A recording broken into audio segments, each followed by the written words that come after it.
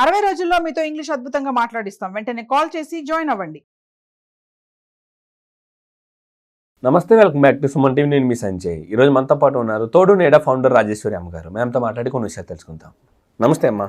నమస్తే బాబు. అమ్మ, ఇప్పుడున్న యంగ్ జనరేషన్ చూసుకుంటే చదువుకునే సందర్భంలో కానీ ఉద్యోగం చేసే టైంలో కానీ ప్రేమించుకుంటున్నారు.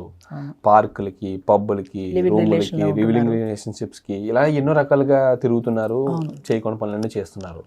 తీరా వాళ్ళు పెళ్ళిళ్ళు చేసుకుంటున్నారంటే తల్లిదండ్రులు ఏదన్నా మంచి ఆస్తి ఉన్న సంబంధం లేకపోతే డబ్బున్న సంబంధం తీసుకురాగానే వెంటనే మర్చిపోయి పెళ్లి చేసుకుంటున్నారు. అసలు ఇది తల్లిదండ్రులు తెలిసి జరుగుతుందంటారా, తెలియకుండా జరుగుతుందంటారా?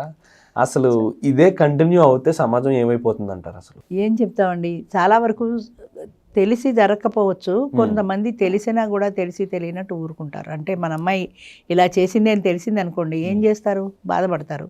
అలానే అమ్మాయికి ఇంకో పెళ్లి చేయకుండా ఉంటారా? సరే, అయిపోయింది, ఏదో అయిపోయింది, ఇంకా సంగతి మర్చిపో, ఇగో ఈ పెళ్లి కొడుకుని చూసాము, వీడు బాగుంటాడు, వాడికంటే వీడికి ప్యాకేజీ ఎక్కువ, వీడు కోటీశ్వరుడు, ఇలా ఏదో చెప్పినప్పుడు ఆ అమ్మాయి కూడా రెండింటిని బేరీ చేసుకుంటుంది. ఈ 2-3-4 సంవత్సరాలు వీడితో లివింగ్ రిలేషన్లో ఉన్నవాడిని చేసుకుంటే నా జీవితం బాగుంటుందా, వీడిని చేసుకుంటే నా జీవితం బాగుంటుందా? ఈ రెండింటిలో పాయింట్లు వాళ్ళ పేరెంట్స్ చెప్పిన సంబంధానికి మొగ్గుతాయి. అంటే వాడు ప్యాకేజ్ ఎక్కువ, వాడు కోటీశ్వరుడు, ఏదో సంథింగ్, ఏదో వాడి దగ్గర మార్కులు ఎక్కువ పడ్డాయి వాడికి. సో వీడిని మనం వదిలేద్దాం, అయిపోయింది, 4 ఏళ్ళు తిరిగేసాం, అయిపోయింది, మన మోజు తీరిపోయింది కదా, ఇక కొత్త జీవితం ప్రారంభిద్దాం అని మళ్ళీ కొత్త జీవితానికి వెళ్ళిపోతారు. చక్కగా తాళంచుకొని పేరెంట్స్ చెప్పిన పెళ్లి చేసుకుని తాళి కట్టించుకుంటున్నారు.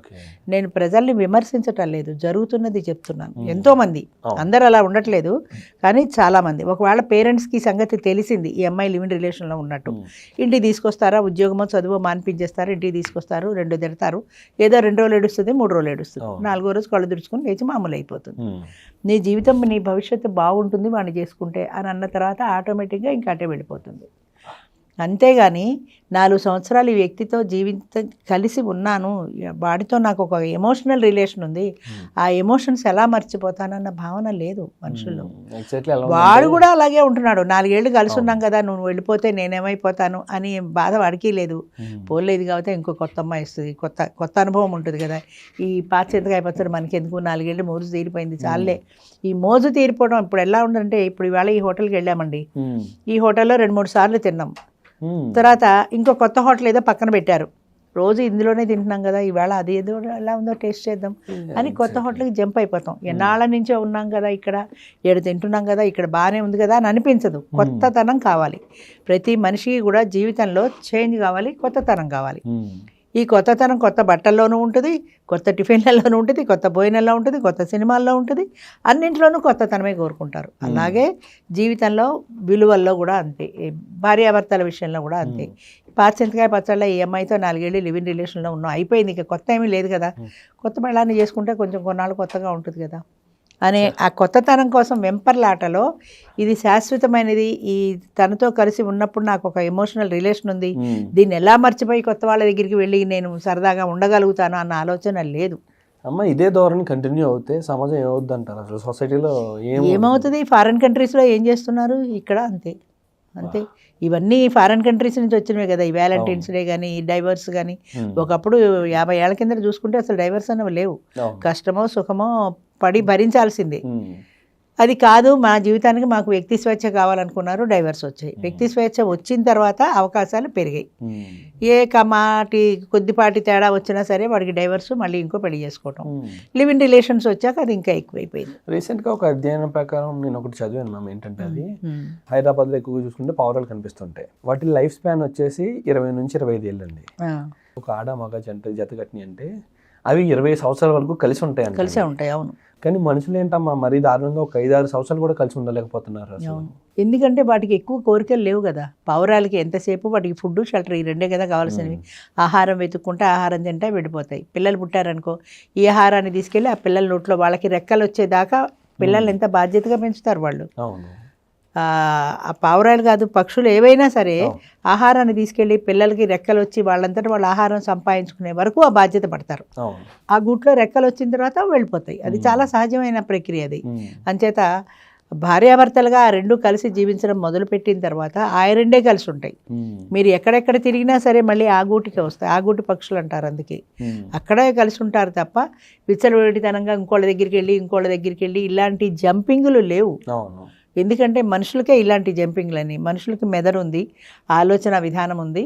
ఈ ఆలోచన విధానం వక్రదారులు పడుతుంది. వక్రదారులు పట్టిన కొద్దీ కూడా మనం కొత్తతనం కోరుకుందాము, కొత్త సావాసాలు, కొత్త ఫ్రెండ్స్, కొత్త భార్య, కొత్త లేడీ, ఇలాంటి కొత్త కొత్త కొత్త కొత్త ఆలోచనలు వస్తుంటాయి. వాటికి అవన్నీ తెలియవు, వాటికి ఆలోచనలు లేవు. అది నమ్మిన నిజాన్ని, ఆ పిల్లల్ని పెంచడం తన బాధ్యత, ఆ తన తోడుతో తను ఉండడం తన బాధ్యత, అంతే, అంతవరకు. ఈ సందర్భంగా మీరు ఏం చెప్తారమ్మా తల్లిదండ్రులకు కానీ పిల్లలకు కానీ? అసలు ఎలాంటి లవ్ అఫైర్స్లో 4 రోజులు తిరిగి తర్వాత మళ్ళీ నచ్చిన వాళ్ళని లేకపోతే డబ్బున్న వాళ్ళని పెళ్లి చేసుకునే వాళ్ళకి ఏం చెప్తారు మీరు? జీవితం అనేదండి చాలా అద్భుతమైంది. దాన్ని మనము సక్రమంగా దాన్ని ఒక పద్ధతిలో జీవించగలిగితే చాలా హ్యాపీగా ఉంటుంది. జీవించగలిగితే అందులో ఏంటంటే చెప్పాను కదా, స్వాభిమానం అనేది ఉంది, నిస్వార్థం అనేది ఉంది, స్వార్థం కాకుండా. వీటన్నింటినీ తీసుకెళ్ళి మనం మడతపెట్టి దాచేసాం ఎక్కడో. అంచేత స్వాభిమానమా బుచ్చ, హాయిగా దాన్ని పక్కన పడేస్తే పోయింది కదా, 2 తిడితే తిట్టాడు, మనకి ఏదో డబ్బులు ఇస్తాడు కదా అన్న ధోరణి ఎప్పుడైతే మనుషుల్లో వచ్చిందో, ఈజీ మనీకి ఎప్పుడైతే ఆశపడ్డారో ఆనాడే వీళ్ళు వాళ్ళ విలువలకి తుంగలో తొక్కేశారు. విలువలన్నవి లేవు, ఈజీ మనీ. అది ఎలా సంపాదించగలము? ఇప్పుడు లంచాలు పడుతున్నారు ఎందుకు? కొన్ని తరాలకు సరిపడా ఆస్తున్నా ఇంకా లక్షలు కోట్ల కోసం ఎందుకు ఆశపడుతున్నారు? ఈజీ మనీ అంతే. కొన్ని తరాలకు సరిపడా ఉన్నా కూడా తృప్తి లేదు. సంపాదించాలంటే చాలా టైం పడుతుంది. అదే డబ్బున్న వ్యక్తిని పెళ్లి చేసుకుంటే ఈజీగా వచ్చేస్తుంది కదా. అదే చెప్తున్నా కదా, ఖరీదైన విలాసవంతమైన జీవితం ఉంటుంది. విలాసవంతంగా హ్యాపీగా బతకచ్చు, పెద్ద పెద్ద బంగ్లాలు, కార్లలో తిరగచ్చు, బంగ్లాలో కార్లలో తిరగచ్చు, ఆటోలో కూడా వెళ్ళచ్చు. కానీ ఆటోకి కారుకి తేడా ఉందనే ఆలోచిస్తున్నావు. కానీ నీ అభిమానాన్ని చంపుకుని పరాన్నభుక్తులాగా వాడి సంపాదన మీద నువ్వెందుకు బతకాలి? నీ జీవితంలో నువ్వు ఆటోలో వెళ్ళగలిగిన సంతోషమే కదా అన్నది లేదు. అది ఎవరిదైతే ఏంటి, వాడిదేంటి, నాదేంటి, మా ఇద్దరిది. ఈ విషయంలో మాత్రం మా ఇద్దరిది. కానీ వాడు కూడా ఎంతవరకు నీకు ఇస్తాడో అంతవరకే ఇస్తాడు. నువ్వు కార్లలో వాడితో పాటు కూర్చోగలుగుతావు, వాడితో పాటు బంగ్లాలో ఉండగలుగుతావు, అంతే. వాడి ఆస్తి నీకు ఇయ్యడు కదా. వాడి తదనంతరం నీకేమన్నా వస్తుందేమో లీగల్ వైఫ్ అయితే, అంతేగాని నీకు రాదు కదా. అయితే ఏమి, ఆయనతో పాటు ఖరీదైన మేడలో ఉంటున్నా. ఖరీదైన మేడలో ఉన్నావు కానీ నువ్వు తినేది అదే అన్నావు. ఖరీదైన మేడలో తిన్నా, మిడిల్ క్లాస్లో తిన్నా అదే పోయినావు. కడుపు నిండిన తర్వాత అంతకంటే ఎక్స్ట్రా ఏం తినలేవు. అయినా సరే ఏదో ఏదో ఏదో ఏదో అంటే ఆశకు అంతు లేదు. ఇంకా దాహం ఎక్కువ, ఇంకా కావాలి ఇంకా కావాలనే దాహంతో అది తీరక బాగా డబ్బును వాళ్ళని చేసుకుంటే మన కోరికలన్నీ నెరవేరుతాయి కదా. థ్యాంక్ యూ అమ్మా, thank you very much. Thank you.